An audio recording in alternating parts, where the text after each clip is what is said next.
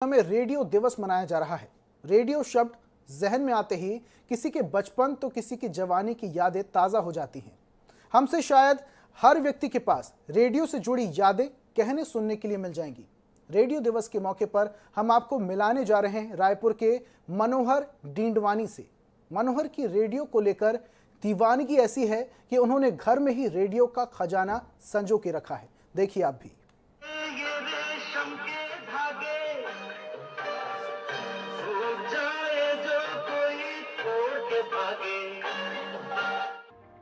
कहते हैं शौक बड़ी चीज है और हर शख्स को किसी न किसी चीज का शौक जरूर होता है।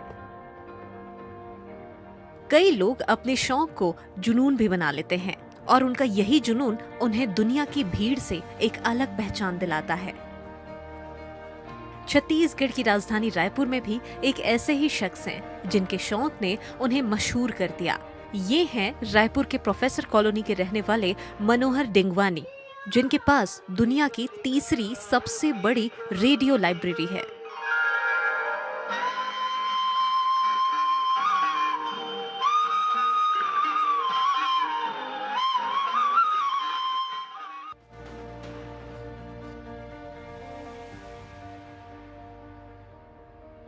मनोहर के पास रेडियो के सभी प्रकारों का कलेक्शन है, जिसमें इन्होंने रेडियो कलेक्शन में विश्व में तीसरा स्थान प्राप्त किया है। मनोहर के पास लगभग 504 रेडियो का कलेक्शन है, जो इन्होंने बचपन से लेकर अब तक कलेक्ट किया है, जिसमें 4 इंच से लेकर 4 फीट तक के रेडियो मौजूद हैं। सबसे बड़ी बात यह है कि ये सभी रेडियो चालू हालात में हैं।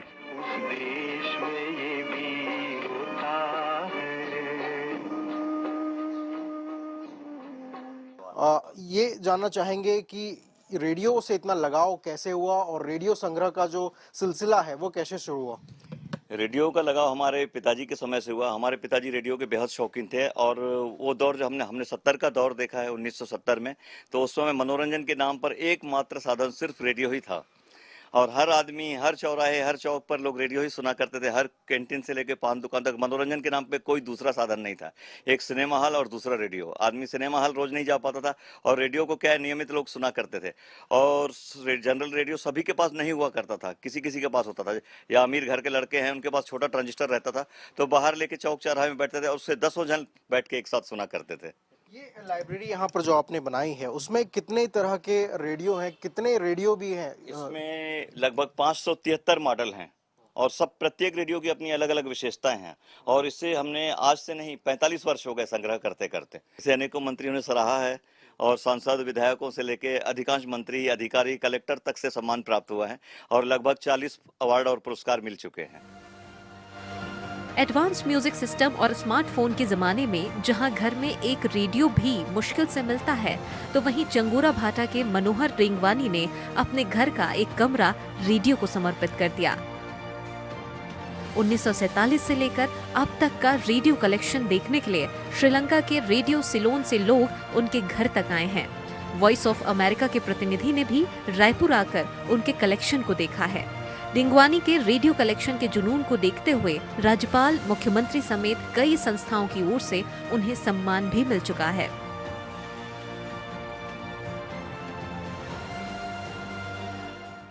एडवांस म्यूजिक सिस्टम और स्मार्टफोन के ज़माने में जहां लोगों के घर में एक रेडियो भी मुश्किल से मिले, वहां पर रायपुर के मनोहर डिंगवानी के घर में 500 से ज़्यादा रेडियो के कलेक्शंस हैं और ये सभी रेडियो चालू हालत में हैं।